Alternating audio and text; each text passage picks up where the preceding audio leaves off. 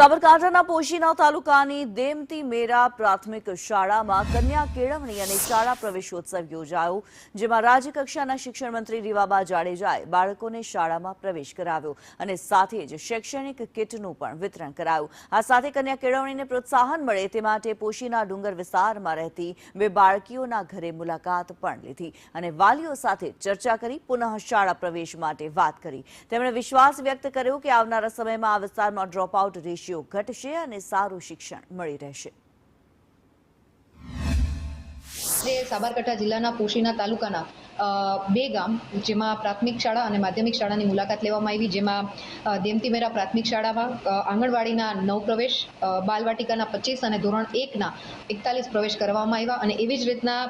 ગણવા માધ્યમિક શાળામાં પણ ધોરણ 9માં પ્રવેશ પામેલા બાળકો 15, પુનઃ પ્રવેશ પામેલા બાળકો 5 અને 4 દીકરીઓને અમે વ્યક્તિગત રીતે સંપર્ક કરી, એમના વાલીનો સંપર્ક કરી અને સમગ્ર શિક્ષણ વિભાગની ટીમ દ્વારા તેમજ સ્થાનિક આગેવાનો અને ભારતીય જનતા પાર્ટીના પ્રતિનિધિ મંડળ દ્વારા પ્રયાસના ભાગરૂપે ખૂબ સફળતા અમને 4 બાળકીઓના માધ્યમથી જોવા